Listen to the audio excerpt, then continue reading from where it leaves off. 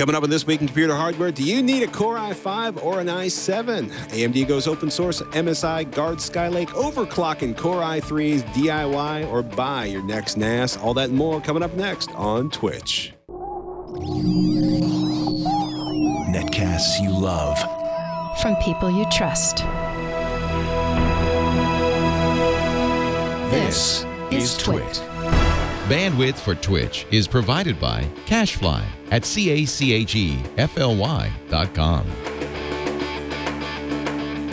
This is Twitch, This Week in Computer Hardware, episode 345, recorded December 17th, 2015. Autonomous open source beta overclocked everything. This episode of This Week in Computer Hardware is brought to you by the Ring Video Doorbell. With Ring, you can see and talk to anyone at your door from anywhere in the world using your smartphone. It's like caller ID for your home. Right now, get free expedited FedEx shipping in time for the holidays when you go to ring.com/Twitch.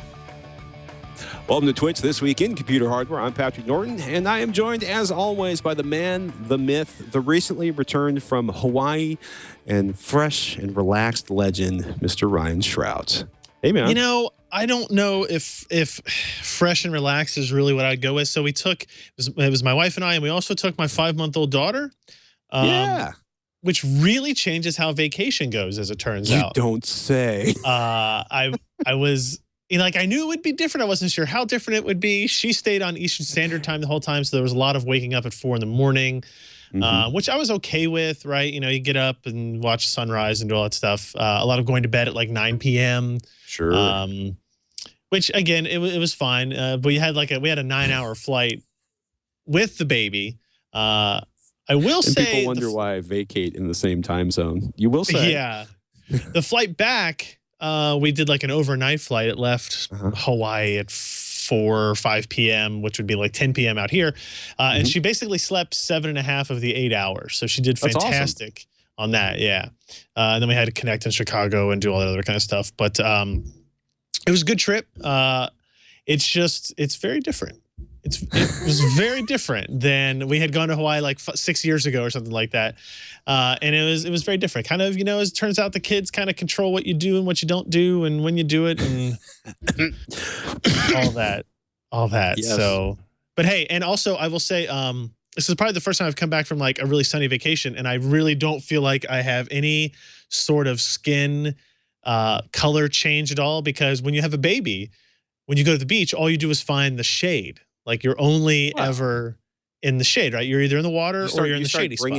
You start bringing your own shade, and you start getting really creative about slathering on, you know, what can I slather on the child that will allow them to be out for, you know, more than 15 tens of minutes. seconds. Yeah, exactly. Yeah. So, yeah, but it was good. I'm glad to be back. A ton of stuff to do before Christmas, a ton of stuff to do before CES. And it's going to be pretty hectic. So, but, you know, in a good way. We, speaking of hectic, are going to have to keep this moving today because our the show recording after us is hitting a hard out. So we should probably start out with GPUOpen. Ryan, you were up in Sonoma last week for AMD's secret briefings in Northern California. Alan and I discussed a little bit of it last week, but open sourced gaming development or open sourcing your GPU. What does this even mean? Yeah, and feel free to, since I wasn't here last week, if there's anything that that comes up that maybe you want to discuss or mention from last week or whatever, let me know. The idea of GPUOpen is really just an extension of what AMD has always said they wanted to do. They always claimed to be the company that was going to be more open to partnerships, more open to like open standards, right? So being able to support things across platforms, across vendors, across GPUs, where NVIDIA has always been the one accused of, and most likely it fits into that realm of, you know, we're going to do our own thing, we're going to do our own closed source deal. And, you know, if you're not compatible with us, then, oh, well, we think our brand's good enough, we can handle it. GPUOpen is kind of a branding of what they want to do. And the idea is pretty simple, right? So if you look at that shot there, they're basically saying, look, Radeon is available everywhere. Your PS4, your Xbox One, last generation consoles have it as well, and obviously you get the Radeon on the desktop. And if you remember back when the consoles were first announced and they were all going to have AMD GPUs, there was this idea that there was going to be a huge advantage for AMD in the long term on the PC side, because all those developers would become so ingrained and have such an in-depth knowledge of what Radeon GPUs could do that would carry over on the PC side. It just really never happened. And the reason is that there is still a kind of a divided console and PC development. And that's what the slide shows. Limited developer access to the GPU. On a console, people are used to having very intricate access to the GPU hardware. And on the PC side, it's been more through APIs. Now, Mantle came out. Vulkan was a result of that. DirectX 12. These are all much closer to the Metal API, so it's kind of starting in that realm. And then we've talked about on the show before the whole NVIDIA GameWorks debate and its closed kind of black box stuff and what it does versus what AMD would like it to do. And GPUOpen is basically, AMD is like, okay, here's what we're going to do. We're going to open up everything we have, including visual effects, tress effects, geometry effects, tools like CodeXL, libraries like their Fire libraries for rendering different flame types and stuff like that. All of their DirectX 11 samples and 12 samples, Liquid VR, which is kind of their VR movement. They're going to wrap it up in open source. They're going to make it available to anybody that wants it. And they're going to, more importantly, invite people in to contribute to it. So game developers that maybe get TressFX and say, hey, we know how to improve things this way. Let's add that. And it goes back into code repository. People vet it. It gets approved. It kind of, you can branch. You can do all the things that you would normally think you could do with open source software. And they're kind of opening it up across the board that way. And the hope is that they get work from effort from outside of AMD that will help make this idea of GPUOpen a broader topic, something that more people buy into. The problem is, and as you scroll down through the story, you'll see mentions of new Linux drivers, mentions of what they call the Boltzmann initiative, which is basically the same idea for high performance computing, right? GPU compute stuff.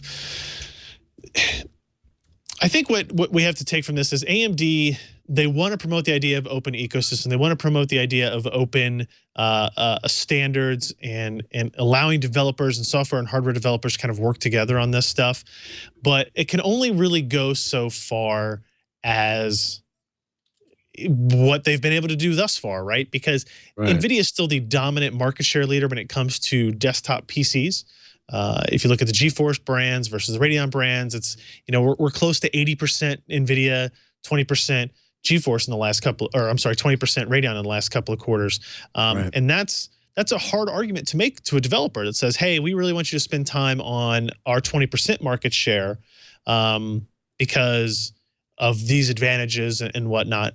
While NVIDIA's coming in to the same developers saying the same thing about, hey, it turns out we own 80% of this market, and we're going to help. We're going to send some engineers to your site, and we're going to teach you how to do these things. And it's a battle that's going to continue. I don't know if what GPUOpen is really changes much, other than a brand for the initiative that they want.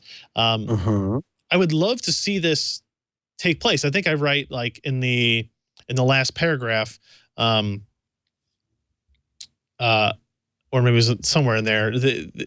This is something you've always wanted, right? For years. Back to June 2014, we had Richard Huddy from AMD sitting here talking about them creating an open source alternative to GameWorks. The idea that you have a community-driven software stack that's has robust tools, effects that work in multiple APIs, compatible on all hardware from consoles to AMD to NVIDIA. It's like the holy grail of getting all of this stuff to just work easily together. But it's not like there's a reason holy grails are really hard to get a hold of, right? You can't just wish them into existence. And I don't know if AMD has the short-term capability to get that done. They may have more long-term capability if the consoles continue to gain strength. Maybe their market share goes back up into the 40% range, and then say, hey, look, you've got this huge market on the PC, and now you've still got all the consoles developers, and there's all this overlap. Maybe you get something out of it. But otherwise, you sound skeptical. Yeah, I am, because this is, like I said, this is something they have said since the day the consoles were announced. Oh man, this is going to be so good for Radeon users, because finally why wouldn't a game developer optimize their PC games for Radeon hardware, knowing that the console version of it is already running AMD Radeon GPU hardware? And the answer is, I don't know why, but they haven't. They haven't done it in the waves that AMD told us that they would. And part of that's going to be market share issues. Part of that's going to be NVIDIA pressure. Like, hey, we're doing all these cool things. Pay attention to us, because NVIDIA has to. They don't have any console wins in that regard. So sure. It's one of those things where it's like, I want it to be successful. Will it? I don't really know. AMD has to prove it. They can't just say it anymore and expect people to like really buy in. And those people who are buying in aren't really looking at the reality of the situation, in my opinion. You're suggesting there's denial issues? There's a lot of that in this world. In this particular market space, when you get fanboys on the other side, there's a lot of denial, right? I have more faith in AMD now than I have in recent months because of the restructuring that they've done. Sure. But on the hardware side, I'm behind them.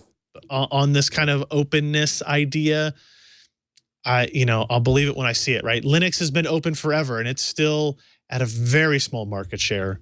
And it's also, if you're talking about market share PCs. in desktops, it's small. Market share in servers, it's huge. But it's and in mobile, it's huge too. Yeah, but it's going to be difficult anytime you're 2 out of 10 units in the market, and in the process of completely rebuilding sort of your driver system and everything else, and claiming open source magic. Who knows? You know, a miracle could happen. But I would like to see them stay competitive. I'd like to see them stay in the market. But it's interesting. We had a question on Tech Thing yesterday about, somebody's like, I have a 4770K. Is there a GPU that'll make a difference in gaming for $150 or less? It's like, oh, there's the 950, which is, outperforming the 750 Ti, which is down to $110. There's the, the AMD, Radeon 370, which kind of fits in between there, the $300, $130 range, but it consumes more power. That might not be an issue for you. And then the 360 versus the 750 Ti, and it's like, ugh, and they're priced very similarly. Yeah. I don't know. I think the Nano is pretty cool. I think the R9s at the high end are pretty. It's not getting simpler anytime soon, I think. It's not. It's definitely not. So we've been talking. The recent news came out is that over torquing or over tightening the heatsink on your Skylake processor can cause the PCB to bend. It sounds like because they've gone with a thinner PCB. There's arguments over whether or not, Intel did as good a job as they could have in describing how the socket should be. But essentially, if you Conan down the bolts on your cooler or your fan, you can physically bend the substrate, the medium. Scott's got the write-up on PC Per for the MSI CPU Guard 1151, which addresses Skylake bending, and there you see it. The CPU Guard 1151. And I am with Scott in that I think the Skylake I think as somebody who has literally pulled apart has moved the same Skylake processor between 2 motherboards and remounted air and liquid coolers on it at least a half dozen times during testing, and I think it's a little I think it's a little overblown because obviously I am capable of over tightening things, but the setup of a lot of the coolers these days actually make it very difficult to over tighten. That said, don't over tighten them, and take a look at if you are paranoid, and I understand that. I encourage paranoia professionally, I suppose, but they have the CPU Guard 1151. Which will work with or without the heat spreader off on the die, clamps the processor into the socket, and Scott notes that he's not entirely sure why it could possibly prevent the bending of the chip, but it will be coming someday for some amount of money.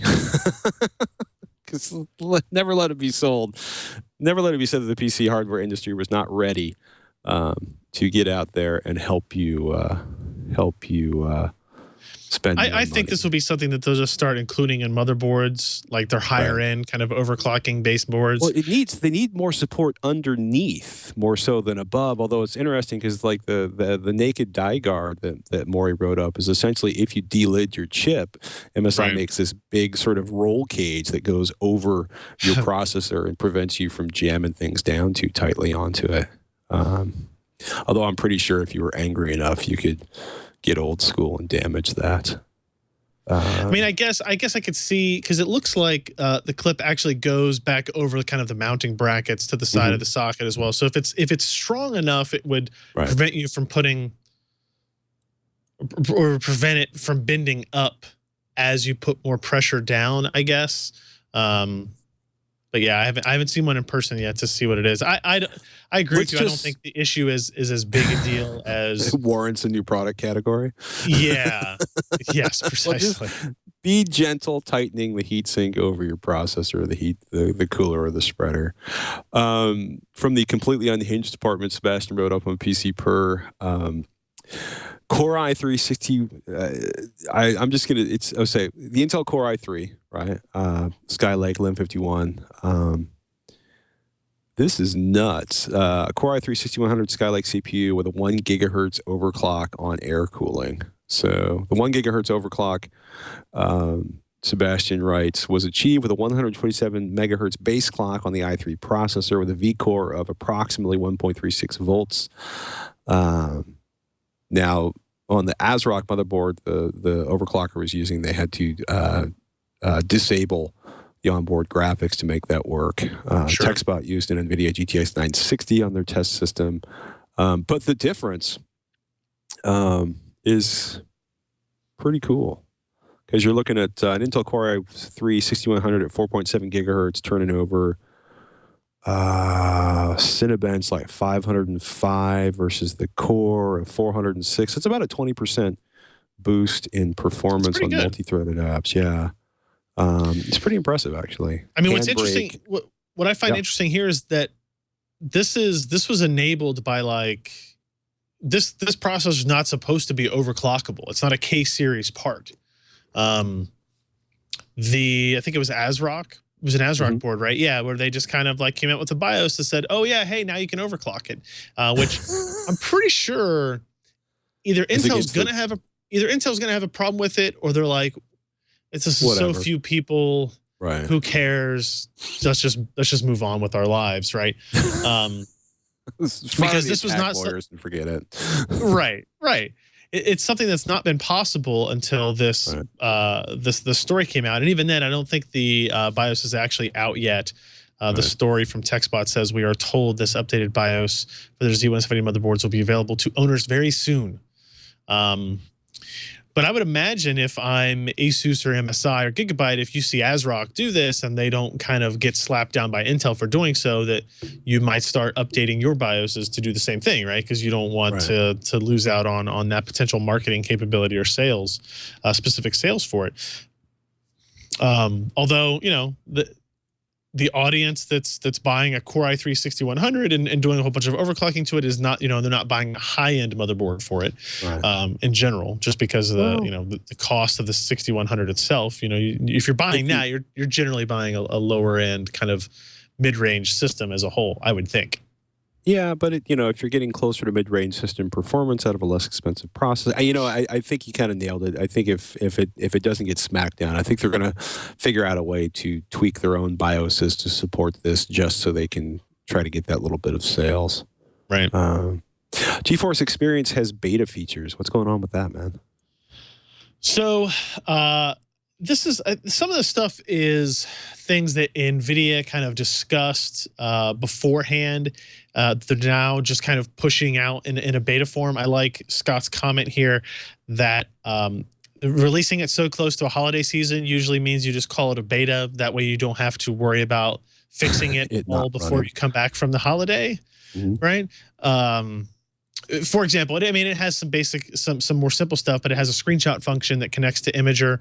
Right. So you know, if you're frequently using the Steam's F12 button, but you play a lot of non-Steam games, or you want to, don't want to add those particular games to it. It's kind of nice to be able to take a screenshot. It uploads it to Imager, right? So you're getting easy sharing capability through that. They have an overlay to control your live streaming as opposed to just an indicator icon. So that's actually a plus in terms of user experience. You can change your TWiCH ingest server, which has apparently been an issue for some people that are using different streaming software.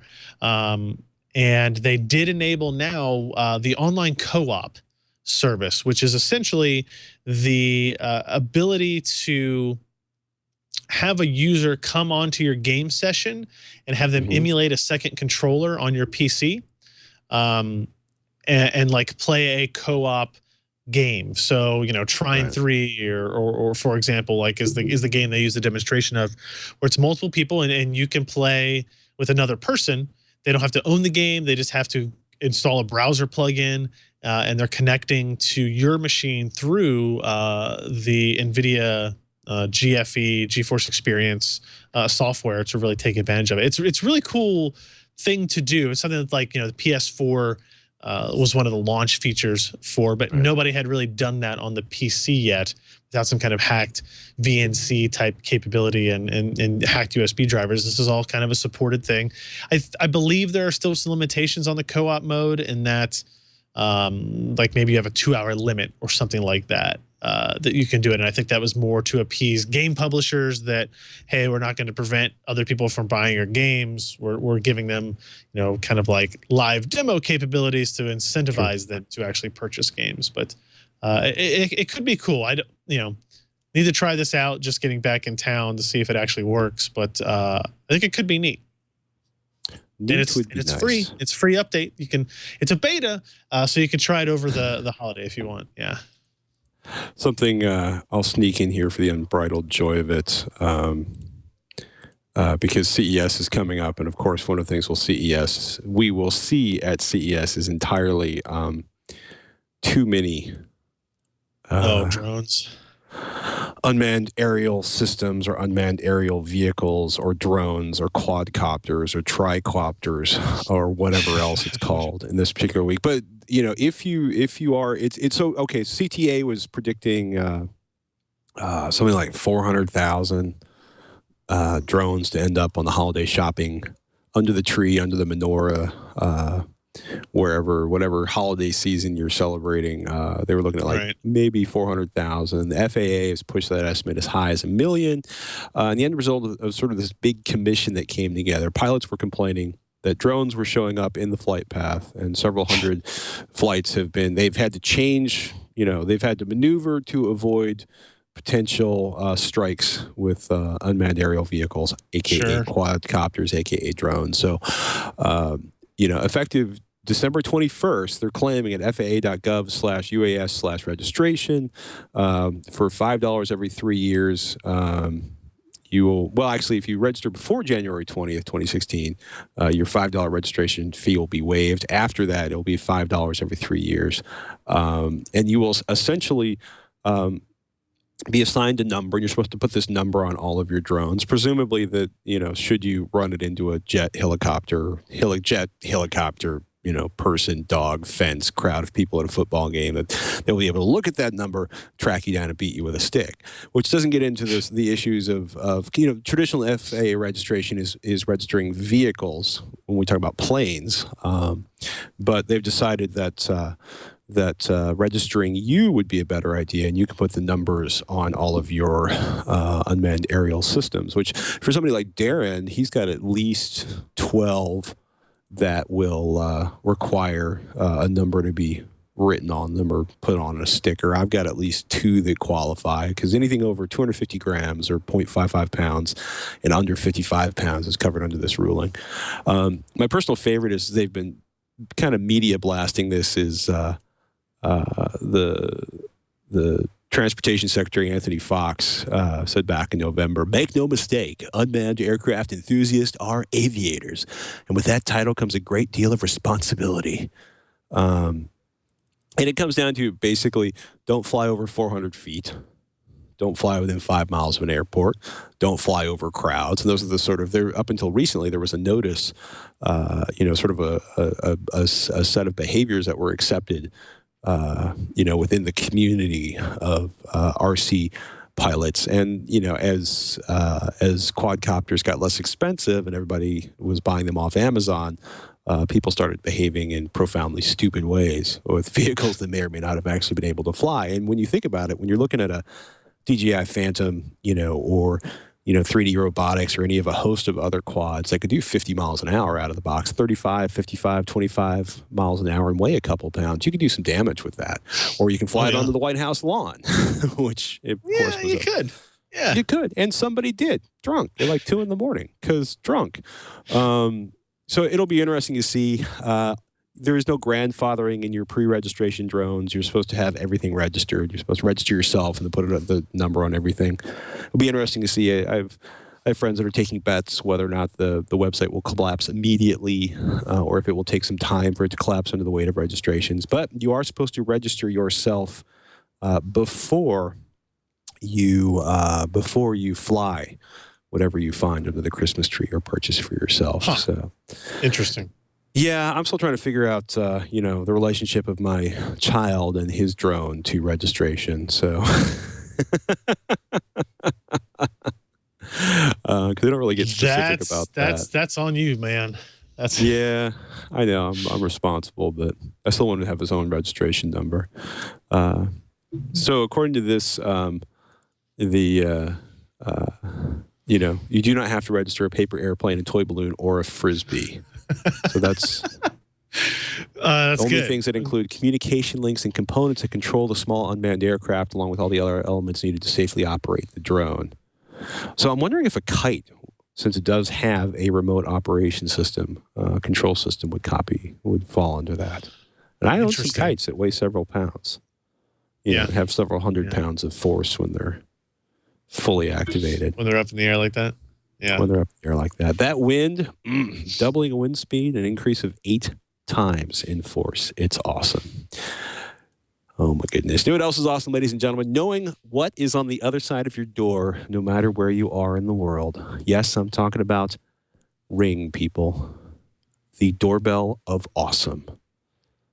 Ryan, you have 2, right? I do, yeah. I've got one at the house and one here at the office. You've heard us talk about the Ring Video Doorbell, how it lets us see and speak to anyone at the door from anywhere, just basically using your smartphone. That's all it is. It shows up as a notification. It rings with a special ringtone. You can answer it or deny that call after you see who it is. But it's more than just stopping would-be burglars in their tracks or answering the phone or answering the door for shipment deliveries. You're probably getting lots of packages sent to the house for the holidays. I know we are. That's basically where all of our holiday shopping takes place. With Ring, you can talk to delivery people and keep an eye on your package. If someone tries to mess with it, you get an instant alert and HD video of the whole thing. So if UPS or FedEx or the Postal Service drops off a box with some sweet presents for some family members there, that Ring Video Doorbell is there recording it the whole time, so if somebody were to walk up and mess with it in any way. It's like having a neighbor keep an eye on your home 24/7 without the judgment, which is obviously important here. Installing it really only takes minutes. It comes with all the tools you'll need. It works with your current wiring, or it uses a built-in rechargeable battery if you don't have wiring existing, which is great for us here at the office because we did not have a doorbell on the office setup, and I have still yet to recharge the battery on it, believe it or not. Nice. Which says a lot, actually. And like I said, I use mine here at the office all the time. It is super convenient. Like, for example, we got a box in from Dell. It required a direct signature. They couldn't leave it at the door for me. But I was able to talk to the FedEx guy and say, hey, I know that your path takes you back by my house. We've got a house sitter there. Can you take it to the house and have the sitter sign for it? And they're like, yeah, we can do that. And I said, okay. And I was able to negotiate that and make sure we didn't miss that delivery all through the Ring Video Doorbell. This year, you can give the gift of peace of mind and convenience with the Video Doorbell. Time Magazine named one of their top 10 gadgets. Go to ring.com/Twitch for free expedited FedEx shipping. That's ring.com/Twitch. With Ring, you are always home, and it is a super, super convenient thing to get there too. So, highly recommend it for anybody that really has any, I don't know, any security concerns, any just the desire to have a little bit better peace of mind, and maybe help FedEx leave those boxes behind. You don't like missing those deliveries of your cool tech gadgets. I know that would have happened to me. It happened to me frequently. Much to his horror and frustration. It's true. It's true. Oh my goodness. In case you're shopping for a PC build, by the way, want to thank our friends at Ring for sponsoring this episode of This Week in Computer Hardware. Man. Indeed. So if you've been shopping for a Core i7, things are ugly again.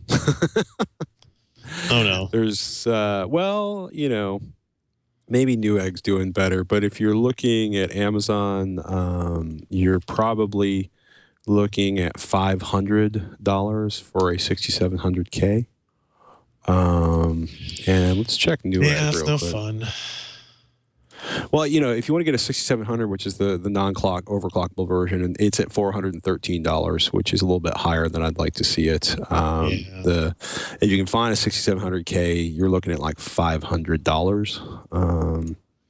If you're over, let's see how Newegg's doing. $419 for a 6700K. So Newegg would be the place to go on that. Regional shops may have a better supply of them. But if you've been waiting till the end of the year to buy a new badass processor, you maybe have waited a touch too long. Yeah. Let's see. Looking at fries.com, because they've actually been pretty good this year. About Micro Centers are notoriously good for having fantastic pricing, but locally, right? You have to like go into the store and pick up the processor. I'll do a search because I know we actually have a couple of those in Cincinnati, and that's unique for us. But let me check here because that's surprisingly, and it must be a loss leader for them. They expect you to come in, buy a processor, and then get a motherboard and a graphics card in a case, really while you're there, because they're notoriously selling them for way less than everybody else. In store, looks like they're sold out. Yeah, in-store pickup only on fries.com for the 6700. I don't even see a 6700K on here. Core i5 are low, but not completely out of control on their pricing. Yeah, the 6700K is listed on Micro Center at $359, but sold out at the Cincinnati location near me. So if you want to check microcenter.com, see if there's one close to you, that would maybe be your best option. But I don't. Not a Micro Center very close to me. No, not really. Okay, it's a bit of a drive. Yeah. Let's see. Fair enough. Yeah. Orange County. That's the closest. That's the only one in California. It says. There's a Micro Center in Orange County? That's what it says. Orange County Custom. Hey there. That's all I got for There's you. a 6700 in a local Fry's. That's not the overclocked one, but it's $349. So is the story here that availability is just kind of a wash here? It's very unlike Intel for it to be this way, especially this far after launch, right? I got to talk to. Yeah, go ahead. No, I was gonna say I had to talk to the desktop product manager a few weeks ago, and I was like, I know you know this, but can you make more 6700Ks? And he was like, we're working on it. It doesn't make any sense to me. That processor launched in August. Well, right? It's December. I don't know if they just either drastically underestimated demand, or they drastically just didn't care. Right? There's only two options. Well, I don't know. I feel. Let me tell the group how I feel. I think they underestimated the demand.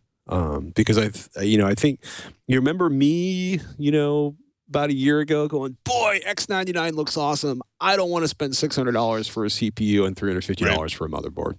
Right. Because it's $1,000 and you haven't even bought new memory or a GPU at that point. So I think there was a lot of pent up demand. A lot of pent up demand. I could be wrong, but it's I think there was. I just, from everything I had heard building up to it, like the motherboard guys knew that demand was there. And I felt like we knew that demand was there because we had not seen a significant increase in like the last 4 or 5 years. And this wasn't a huge jump, but it was enough to make us go, okay, this is the time to do it. But now you've had 4 months to actually get stock available. And I feel like somebody needs to hold Intel, not accountable, but like their feet to the fire. Like, hey, what the hell's going on? Why is this the case?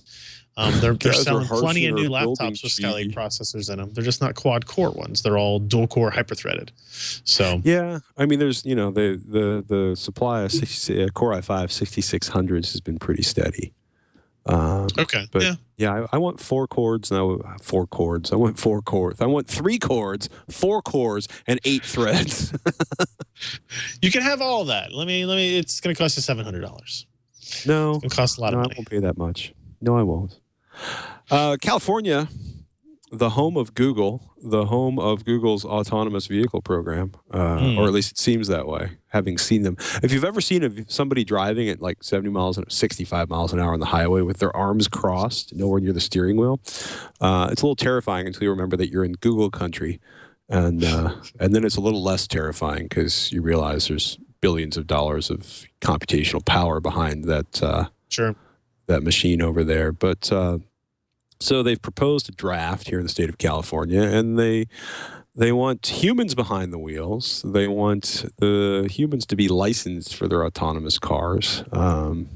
You know, and you know, this is not a final version, and I suspect Google has dispatched fleets of lobbyists and engineers and lawyers and whatever else they do when they're irritated at Sacramento, the state capital. Because and it's interesting because they want full. The idea is like, oh, state of California is like, oh, the driver has to undergo training, you know, how to use the autonomous vehicles. They're going to need the special license or the special license with the letter on it that says they're qualified for, you know, A for autonomous or whatever ridiculous thing. They want full controls and steering wheels, testing by a third-party organization. You know, on the upside, they also want the DMV to force car manufacturers to explain clearly if they're collecting information about what's going on and fend off cyber attacks, which is a big deal as somebody who spends a lot of time near hackers. And, of course, with all of the horrendous stuff we saw going on, the known issues with, for example, Chrysler products being exploited and not really dealt with until a YouTube video went YouTube video went viral. But, you know, there'll be a couple of workshops, January 28th and February 2nd.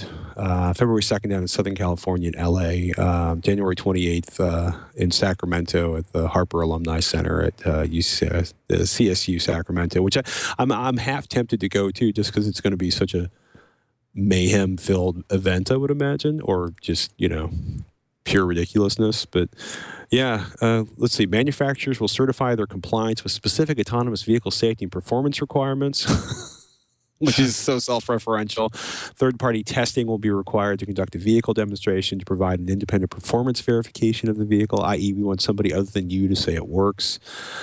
The licensed operator will be required to be present inside the vehicle and capable of taking control in the event of a technology failure or other emergency. Driverless vehicles are excluded from deployment, initially excluded from deployment. And this is a big deal because Google's been, you know, showing these kind of living rooms with wheels that have no steering wheel at all. The department will address the unique safety, performance, and equipment requirements associated with fully autonomous vehicles. There will be a 3-year deployment permit, so they'll have to report on the performance and safety and usage of autonomous vehicles. Quote, this provisional permit is a critical first step towards the full deployment of autonomous vehicles in California. Data collected throughout the permit term will provide an opportunity to evaluate the safety and real-world performance of autonomous vehicles and inform subsequent regulatory actions by the department. And then there's the privacy and security requirements. So I expect... So is this more or less than you expected? You know, I think it was more than I expected. You know, they allowed Google to drive like 1 million miles. Google racked up the better part of 1 million miles before anybody knew that they were actively doing the autonomous vehicles. So I was kind of surprised. I was kind of surprised to see this come out. You know, given the legislation tendencies of overprotection, actually, I think talking about privacy and cybersecurity is pretty awesome, especially given the amount of just horrendous security breaches we've seen in the last year. So they want manufacturers thinking about securing the vehicle, because really, what could be? Yes, this is a good thing. That part's a good thing. The deployment permit makes sense because it's emerging technology. I think a lot of autonomous vehicle manufacturers are going to be really irritated by the idea that there has to be a licensed driver and they have to be behind the wheel. But that allows there's at that point I think I understand why they do it, because it allows sort of a consistent operator upon which to pin responsibility in the event of an accident. Whose insurance is going to pay for this? Who can we sue? Who's ultimately responsible for this? Because goodness forbid we make companies responsible for anything. I thought Engadget had sort of the best take on this. No, that's not the one. There was an article, I can't find it, but the joke in the article was that California is making Texas a great place to develop autonomous vehicles. It was on Wired, I think. Yeah. There it is. That made me laugh pretty hard. But it'll be interesting, because it'll be interesting to see how long it takes us to work itself out, because all legislation in California tends to change considerably before it's released. So we wait, ladies and gentlemen, with bated breath. As we often do. As we often do. We got a couple Twitter questions I wanted to get in. We got about 15 minutes before they pull the hook out. Sure. Gnarls Bailey says, I'm in the market for a new iMac. What's the biggest difference between the i7 and i5? Do I really need an i7? Loaded question, pretty much always. Do you need anything in life? On the iMac, so if I just look at the Mac page, if we just look at the iMac, right? So the Core i7 is going to be your quad-core hyper-threaded version, and the Core i5 is going to be your quad-core non-hyper-threaded version. They are, let me double check here. Let's see, we've got so quad-core i5 and then quad-core Intel i7 Turbo Boost up to 3.8.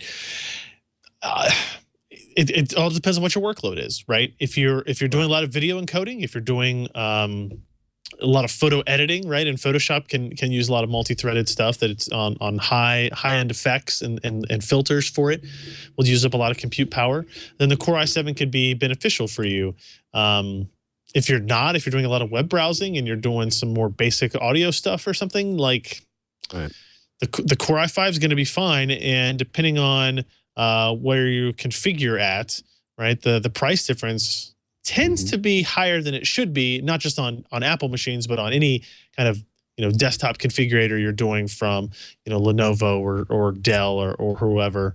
But yeah, I mean, and it looks like you have to get the Retina iMac in order to even get the Core i7 option, I think. Yeah, are the Core i5s, are the 5s non-hyper-threaded and the 7s are hyper-threaded? Correct. Okay. Yeah. Yeah, and to be honest with you, it's if I'm looking at just this one example, the 27-inch iMac with the Retina 5K display, it's a $250 price difference to go from a 3.3 gigahertz base 3.9 boost Core i5 to a 4 gigahertz base 4.2 boost, which puts you in the 4790K processor range. It's a $250 upgrade. That's actually, I would think, you're already paying $2,400. You're either going $22.99 or $25.49 for that system. And in that case, I like the increase from 3.3 to 4 gigahertz on your base clock speed. And then you're also getting the hyper-threading capability as an added bonus on top of that. So in that case, I could see it being worth it, right? If you're looking at a more budget-friendly version of the iMac, like I said, I don't think you can actually even get, I think you have to go with the 5K Retina screen to even get the Core i7 option. Well, the 21.5 inch with the Retina 4K does it. It's a $200 difference. Yeah. In that case, I would also say no. Yeah. No, I was going to say, it's funny because, like, unless you're doing super basic stuff, I'd probably go with at least a 2.8 gigahertz quad core on the 25.5 inch iMac. Right. And then a 27 inch, man, I would really recommend, and it's not cheap, but going with, the 27 inch with a 5K display. It's brutal that it's such a huge price jump, right? The entry level one is $17.99, but when you're on a display that big, having having something higher than 1080p is really nice. 1080p is workable, especially if your eyes are a little older. You won't have to manipulate sort of the desktop so much to be able to read text. But if you're doing a bunch of work, a WQHD or 260 by 1440 or higher display is a really nice feature. But man, that gets expensive really quickly. Yep. But yeah, video encoding, video editing, heavy duty Photoshop work. Get at least the quad core processor, Core i5 or Core i7.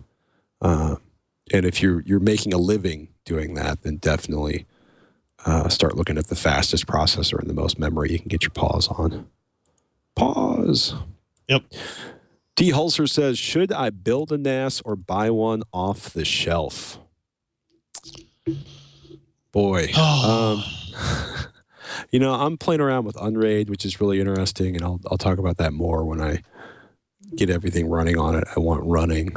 It's a really interesting idea that you're going to share like your gaming PC as a virtual, you kind of take your gaming PC, turning it into a collection of virtual machines, one of which is your NAS, one of which is your gaming machine, right? Right. And the performance is pretty impressive. FreeNAS has a learning curve. A pretty considerable learning curve, I think, but you could certainly build one. But if you want all of the cool guy stuff that is built into, or cool girl stuff or cool woman stuff that's built into FreeNAS, you have to have a fairly powerful machine to make it happen. Like a gigabyte of RAM per terabyte of data, if you want, the highest performance and a decent processor. I think it really comes down to is A, do you trust yourself to do the work and the maintenance to protect your data? And B, do you want to deal with setting up this system? If you have a spare box sitting around, playing around with, FreeNAS or NAS for free or some of the other options to experiment with and see if you're, because you may get halfway through the build and be like, this is ridiculous. And you go out, cut a check for our sponsor Drobo or go to Synology or one of the other options out there. Or you might find, hey, I don't mind all of this obscure stuff inside of here. This is thrilling, and I'm learning a new and exciting skill. Right. That's the thing. I was going to say that. I mean, that's the thing that to me is the deciding factor for this reader, this viewer should be: do you want to spend the time to learn something new? Right. Because it can be totally rewarding, and you can come out with this incredible knowledge base that then you can share with other people, or take advantage of, and then go on and try future things. Or do you just need something that's like, hey, you know what? I'm going to buy it. I'm going to plug it in. I'm going to back my stuff up to it, and it's ready to go out the gate. Because we've done both ways here. We've used Drobos, and we still use Drobos, and we've used kind of, hey, we've got this system, and it has space for 8 hard drives. What can we do, right? What kind of software can we put it? And you get a lot of flexibility with the kind of the Unraid options out there, but you're responsible for the management of it, right? And that's like the trade-off in anything, right? For us, server side, like, do we want to co-locate our servers, or did we want to have virtualized managed servers? And I finally one day said, you know what, I'm tired of swapping out hard drives, so we're going to go over here and pay a little bit more, because that's what you'll have to do, and have somebody take care of that part of that stuff for me. It's not 100% foolproof still, and the same is true with Drobo, Synology, whatever. You still have to, replace a hard drive maybe every once in a while or something like that. But the critical failure points should be minimized and less of a headache as well. It's nice to have, and that's and it's not to say that they can't fail off the shelf. Sure. But at least it won't be you going like, oh my goodness, I forgot to check for an update or forgot to do the update. Right. Right.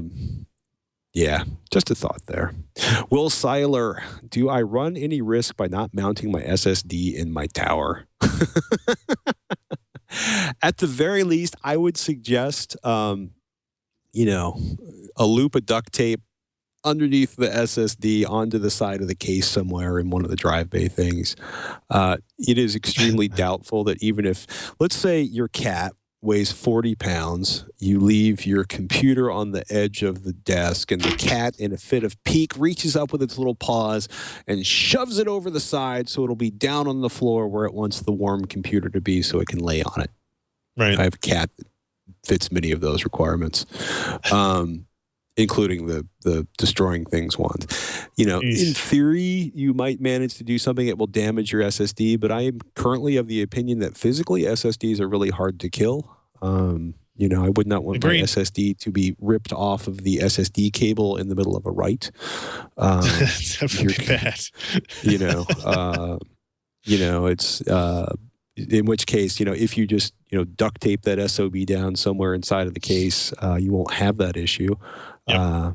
You know, also you don't want to risk it hitting something else. That's exactly what I was about to say. It's amazing how easy it is to pop surface mount components off the surface of a motherboard, and that I think is a bigger issue. Because if all you got to do is be like, I got to move this system, and grab the case and whip around, and the drive whacks into something on the case, and suddenly your motherboard won't boot.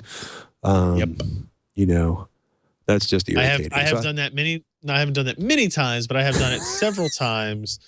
When like just, you know, like a video card on and off, right? Like taking it off, and then, you know, something hits something just barely. And some of the SSDs some of them are fairly light, and they may not have a high. Some of them are fairly heavy and dense just for aesthetic purposes. And they could, if it flipped off of a shelf you had it sitting on and it hit a motherboard pin at the right angle or something like that, it could do some damage. So no, I don't worry about finding the right screws or getting a 2.5 inch, 3.5 inch adapter or whatever. I'm a big proponent of duct tape or gaff tape in this regard. As long as you don't have a window in your machine. Look, nobody wants to see somebody who's duct taped their SSD to the bottom of their case, even though we've all done it. We've all done it. Nobody wants to see it, right? So if you don't have a window in your case, you're fine. Or just, that's our suggestion. Put it up underneath one of the other drive mounts where it's hidden. Yeah. I think that's good advice. And that is kind of it for this episode. Actually, I take it back. Wait a minute. Mountain climbing with an Oculus Rift. Do I even want to know, dude? It's a real thing. So Crytek has announced the name for their Oculus game as of yesterday, The Climb. Very on the nose. You're going to be climbing mountains. It is, so I saw a demo of this just at the AMD event in Sonoma, but it was more it had dinosaurs in it, right? Like, I don't know if this game is going to actually have dinosaurs or if it's going to be whatever, right? And so you weren't interacting with the dinosaurs, you weren't trying to shoot them, they weren't trying to get at you, but they as you climbed up the mountain, you agitated them. Like you pulled yourself up over a cliff, and all of a sudden there was a nest of pterodactyl eggs, and then you hear mom get really pissed off that you're that close, and she kind of sweeps by you. And it's really cool when you're in VR and you're using the latest hardware that they have, and you're kind of looking and you're trying to figure out where they're coming from, and you can look straight down. You could easily see just by watching that little trailer, the teaser video, how mountain climbing, rock climbing is a thing that very easily sets itself up for VR integration, right? Just the effect of looking straight down and seeing this distance, or looking up and seeing how far you have to go, or visually looking around to figure out where your next handhold is. I don't know how they turn that into a full game necessarily. We'll have to see. And if you watch the video, the hands are disconnected, like they're not attached to anything. Like, that's, one of the issues with VR in general, is that if it doesn't have perfect reproduction of your hands and arms, that you have this obviously out of body feeling that isn't quite right. And so they have these odd hands that end at the wrists, right? That's what you're seeing. Right. And you're either controlling that with a controller. In the demo I saw, you're kind of controlling it by what you're looking at. If you're going to make more of a game of it, there's probably a controller, maybe using the Oculus Connect controllers to some degree as well. I thought the demo of it was really cool. It was very, it definitely created a unique effect and experience in a game that I hadn't had before, right? Like usually no matter how big the screen is or whatever, if you're playing a game and you look over a cliff, it's just like, oh, I'm looking over a cliff, whatever. And this was much more visceral and kind of like, oh, I actually do kind of feel like that. And they would tell you, like, you're sitting in a chair, but like lean over the edge, right? Because it has the camera in there looking at you as well, so it knows where you are physically as well as the motion on the headset, and you lean over and you get this feeling of your body kind of rushing out and stuff. So very cool stuff. How well it will translate into a full game, I don't really know. But hey, the announcements are taking place. We're supposed to have hardware. I thought we were going to have hardware before Christmas, but Q1 Oculus will be out, they say, still, and